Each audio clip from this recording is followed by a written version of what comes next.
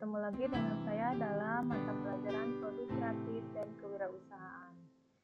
Untuk kesempatan kali ini kita akan membahas materi mengenai kesehatan dan keselamatan kerja atau kita sebut dengan K3.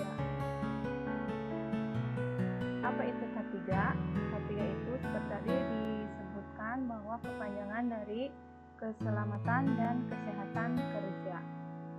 Pengertian dari K3 itu sendiri yaitu ilmu pengetahuan untuk mencegah terjadinya kecelakaan di tempat kerja.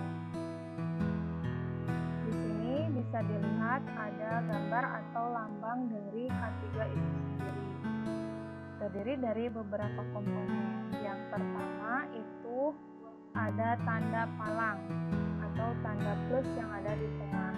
Ini memiliki arti bahwa bebas dari kecelakaan dan penyakit akibat kerja atau disebut PAK ya.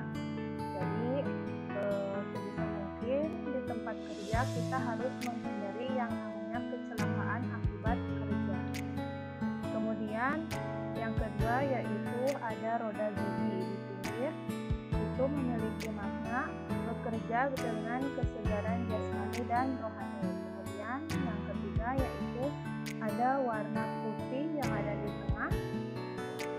Itu berarti melambangkan kebersihan atau kesucian. Kemudian yang keempat itu ada tanda warna hijau. Warna hijau yang ada di tanda palang dan di gambar roda, yaitu berarti melambangkan selamat, sehat, dan sejahtera. Kemudian terakhir itu ada arti makna ada 11 gerigi roda yang ada di pinggir, itu melambangkan 11 bab dalam Undang-Undang Nomor 1 Tahun 1970 tentang keselamatan kerja. Kemudian tujuan keselamatan kerja yang pertama melindungi dan menjamin keselamatan setiap tenaga kerja dan orang lain di tempat kerja. Kemudian yang kedua, menjamin setiap sumber produksi dapat digunakan secara aman dan efisien. Kemudian yang ketiga, meningkatkan kesejahteraan dan produktivitas nasional. Nah, di sini bahaya dari ketidakadaannya K3 ya. Yang pertama itu pengertian dari bahaya yaitu semua sumber, situasi ataupun aktivitas yang berpotensi menimbulkan cedera atau penyakit akibat kerja. Contohnya seperti misalkan terjadi dari ketinggian, kemudian cacat akibat terkena mesin ketika melakukan produksi gitu. Kemudian di sini sumber dari kecelakaan itu bisa bersumber dari manusia itu sendiri, tidak hati-hati, kemudian dari mesin, kemudian dari material yang lainnya, kemudian dari metode yang tidak sesuai ketika melakukan kegiatan kerja. Yang kelima yaitu lingkungan ya. Kemudian di sini ada jenisnya, yaitu tindakan dari si pegawai yang misalkan tidak hati-hati dalam melakukan pekerjaan, dalam menggunakan alat kerja atau mesin dan lainnya. Kemudian yang kedua kondisi dari tempat kerja itu sendiri, izin dan lain sebagainya. Kemudian di sini ada faktor lain yang mempengaruhi terjadinya kecelakaan kerja, yang sebenarnya yaitu ada faktor biologis seperti banyaknya bakteri, virus, jamur, tanaman atau binatang-binatang yang bisa saja menghambat atau mengganggu ketika kita bekerja sehingga menimbulkan kecelakaan kerja. Yang kedua yaitu ada faktor kimia. Faktor kimia itu mencakup dari bahan, material, cairan, gas, uap, debu, beracun, reaktif, dan lain sebagainya. Jadi misalkan di situ bahannya bisa membahayakan bagi si pekerja. Seperti contohnya misalkan kita kerja di tempat tekstil. Di situ mungkin ada bahan-bahan yang berbahaya sehingga dapat mengganggu kesehatan kita. Kemudian yang ketiga ada faktor fisik. atau mekanik. Ketinggian misalkan ketinggian konstruksi, mesin, alat, kendaraan, alat berat, ruang berbatas, tekanan kebisingan, suhu, cahaya, listrik juga itu mempengaruhi terjadinya suatu kecelakaan kerja. Yang keempat yaitu biomekanik. Misalkan seperti gerakan berulang, postur posisi kerja yang tidak sesuai, kemudian pengangkutan secara manual, kemudian desain tempat kerja. Desain tempat kerja di sini berhubungan dengan layout atau penempatan di tempat kerja itu tidak sesuai. Yang kelima ada psikologi sosial. Dari psikologi sosial berarti dari orangnya itu sendiri ketika melakukan kerja itu dalam keadaan stres, ya, kemudian lingkungan yang kurang mendukung. Nah, di sini bisa dilihat alat pelindung diri atau APD yang harus digunakan ketika melakukan suatu pekerjaan. APD itu harus dipakai sesuai dengan standar yang telah ditentukan.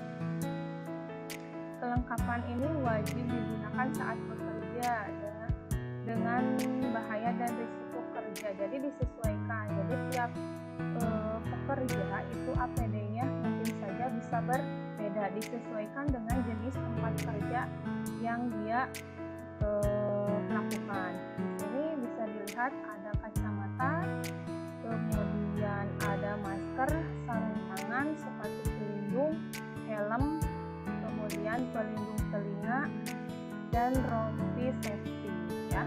Nih, jadi ketika kita melakukan suatu pekerjaan di tempat kerja, maka APD itu harus dipakai sebaik mungkin dan harus APD tersebut harus benar-benar memenuhi standar supaya terhindar dari yang namanya kecelakaan kerja. Kemudian di sini pakaian pelindung. Penggunaan pakaian pelindung tubuh diwajibkan. Itu disebabkan karena yang pertama bahan kimia yang berbahaya, ya. Yang kedua yaitu bahaya berpotensi infeksi, panas yang sangat kuat, dan percikan logam panas dan cairan. Ketika kita melakukan suatu pekerjaan dengan resiko kerja yang tinggi, maka di situ ketika kita melakukan kerja dengan menggunakan APD itu bisa terhindar dari yang namanya resiko kerja atau kecelakaan kerja, dari bahayanya bahan kimia, kemudian berpotensi terinfeksi suatu virus atau jamur atau yang lainnya, sehingga bisa menyebabkan kesehatan kita terganggu. Kemudian dari panas yang sangat kuat, kemudian dari percikan logam panas dan cairan yang panas. Nah, di sini bisa dilihat ada dua gambar, ya, tentang pemakaian alat pelindung diri atau APD, ya. Karena di sini saya mengajar pengolahan, di sini saya contohkan pemakaian APD yang benar bagi orang-orang yang bekerja di tempat pengolahan, yaitu yang pertama bisa dilihat menggunakan sepatu boot, kemudian menggunakan apron, kemudian pakaiannya juga menggunakan jas lab atau di sini seperti wear pack, kemudian menggunakan sarung tangan, kemudian di sini menggunakan tutup kepala atau hairnet, kemudian menggunakan masker, ya. Jadi APD-nya ini digunakan secara benar, ya. Kemudian di sini juga ada gambar yang satunya ini salah penggunaan APD, hanya seperti ini. Menggunakan jas hujan, tidak menggunakan sarung tangan, tidak menggunakan sepatu, ya, dan tidak menggunakan masker. Nah, jangan lupa ketika kalian nanti melakukan suatu pekerjaan dan bekerja di tempat kerja yang memiliki resiko kecelakaan kerja tinggi, silakan gunakan APD dengan baik sesuai dengan aturan yang ada di perusahaan tersebut. Demikian untuk materi kali ini. mudah-mudahan ada manfaatnya. Kita berjumpa lagi di lain kesempatan. Wabillahi taufiq